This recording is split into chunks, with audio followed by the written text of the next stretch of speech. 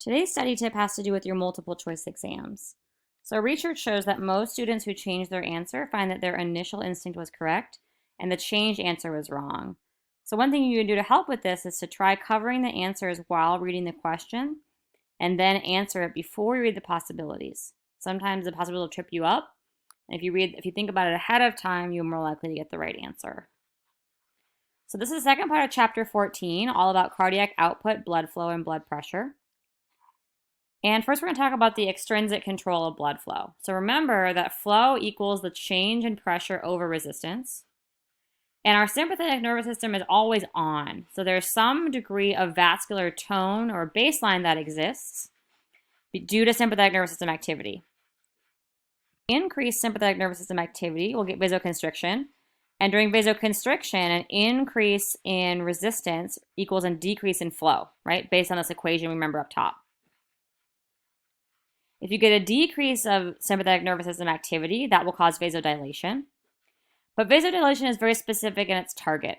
Okay, so we get dilation to muscles at the same time that we get constriction to GI, kidneys, and skin. And we'll see lots of examples of this where we're getting very specific dilation of specific vessels because overall increasing vasodilation systemically is really not a great plan, especially for things like blood pressure.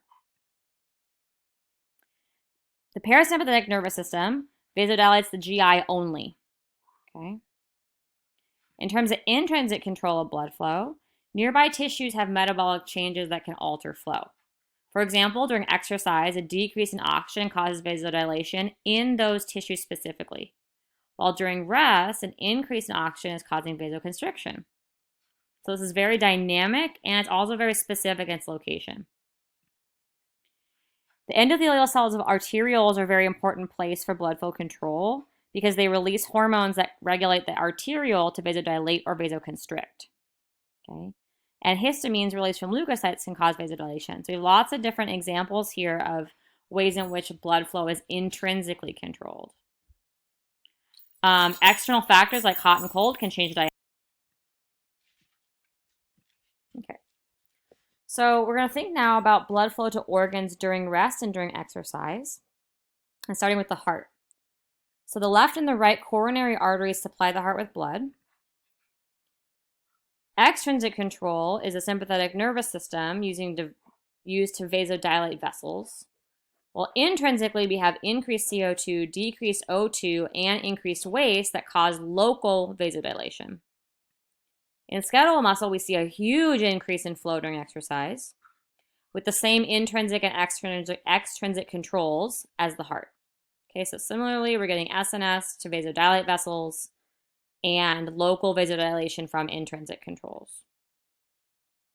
So when you look at the total changes in blood flow due to exercise, we can see that we have to balance it, right? So you can only get 100%, but comparing heavy exercise to rest, where you start to see this is a huge increase then in flow, okay? And particularly you're seeing increases to skeletal muscle during heavy exercise and to heart muscle as well. Okay. And so when we think about particular blood flow to the skin, when you think about vasodilation and constriction, we have to remember that these vessels then are feeding the skin, the dermis directly. Okay, and here's these capillary loops that are occurring within the dermis. But this can be bypassed. So to bypass the capillary loop or bed, something called anastomosis occurs. So you see these little bypass chambers here, these arteriovenous, because they're going between arteries and veins, anastomosis, so a little bridge between the artery and the veins so that we don't have to get blood flow entirely into the capillary bed.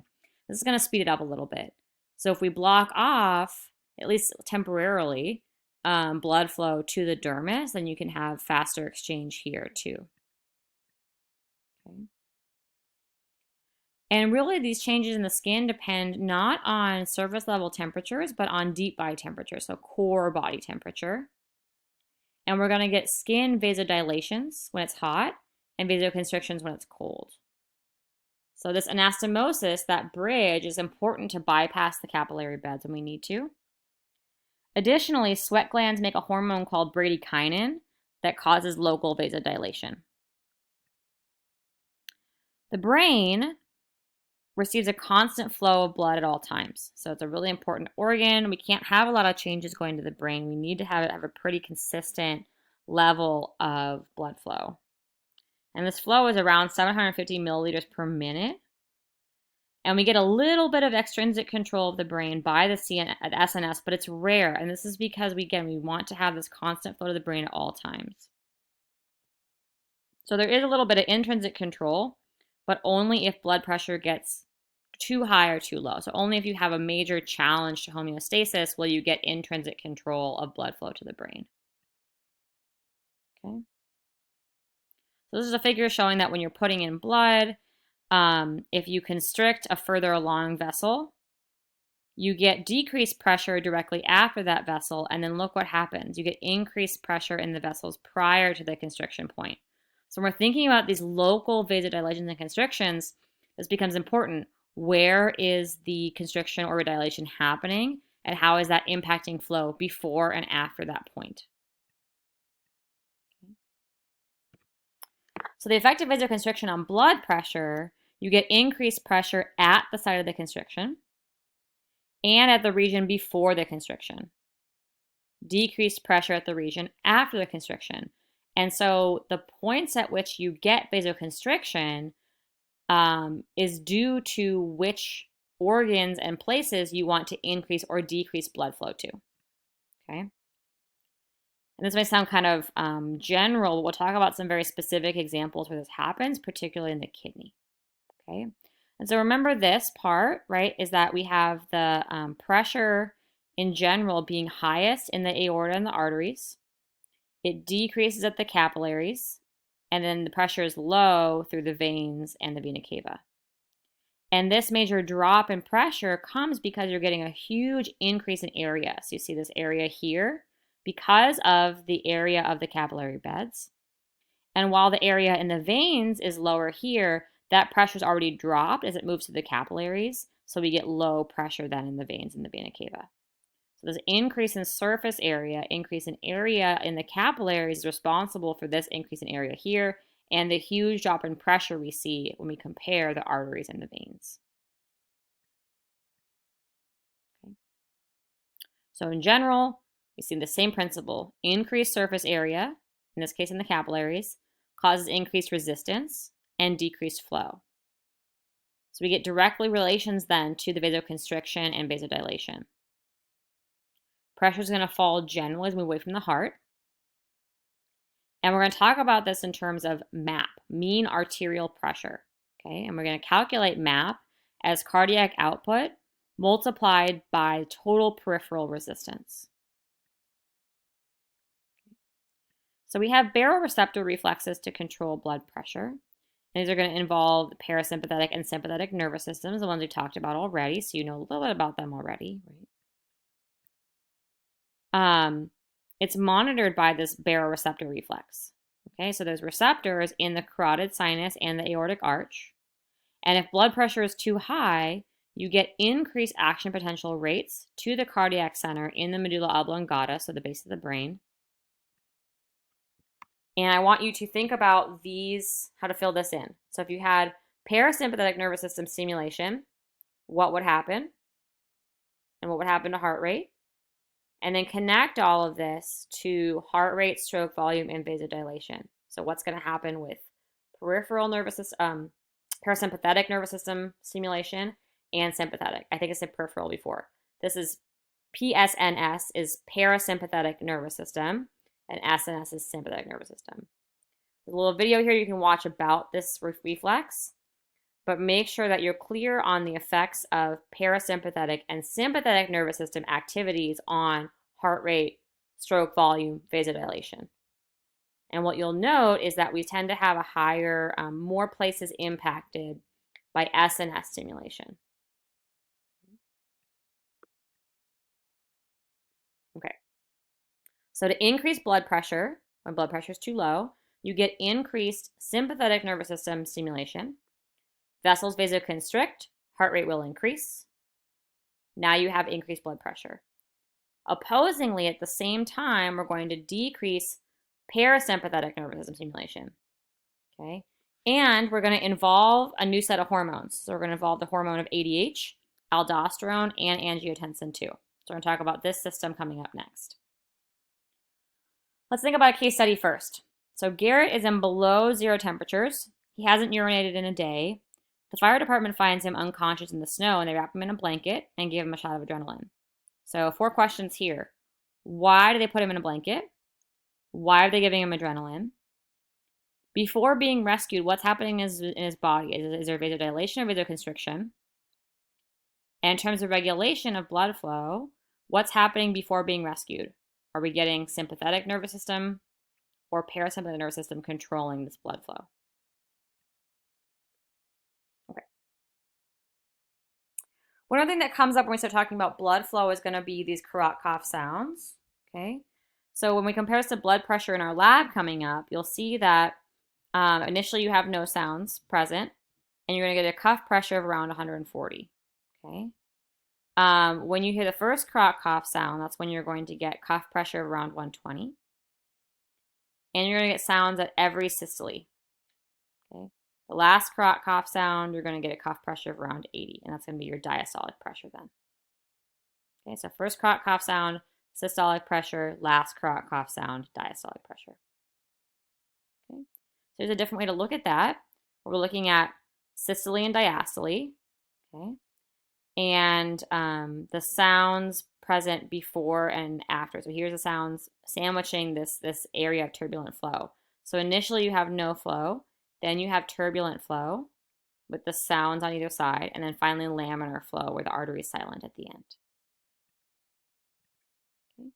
So we'll do this in lab, but just to remind you or go over this here is that the first sound is turbulent flow. The sound disappears during laminar flow. That's when there's diastolic pressure occurring.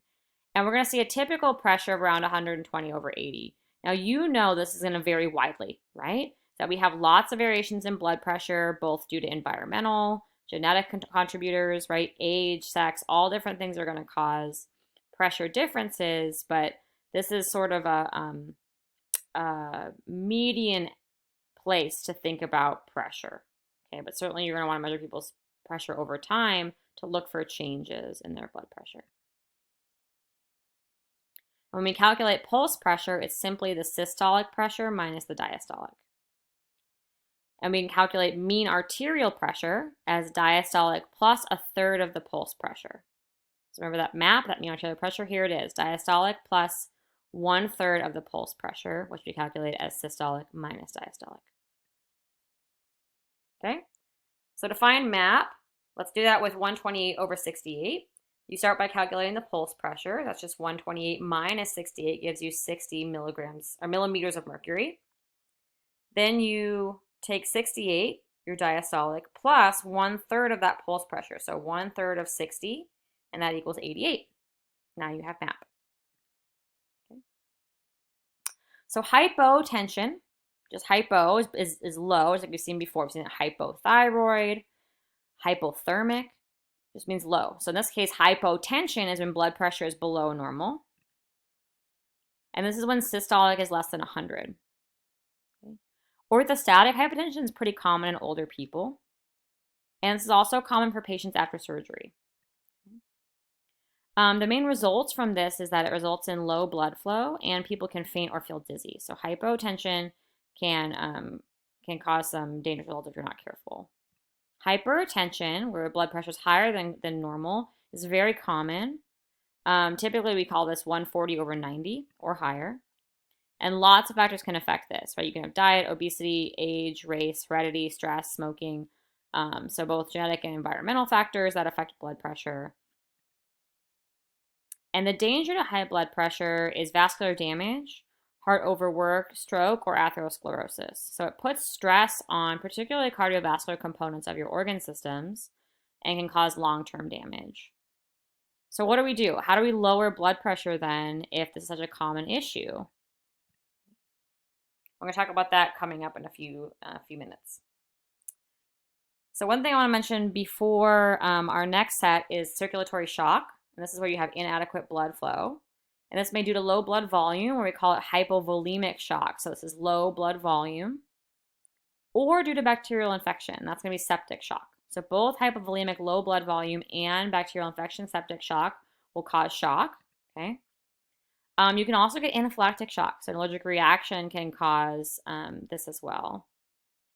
Neurogenic shock, cardiogenic shock, and lots of then different reasons and effects of this inadequate blood flow then too. Okay. So this is a nice place to show that we have many ways in which physiology is related. If you have inadequate blood flow due to low blood volume, you might have other issues as well in terms of neurogenic or cardiogenic shock. Okay? And that's it for this time. I'll see you next time.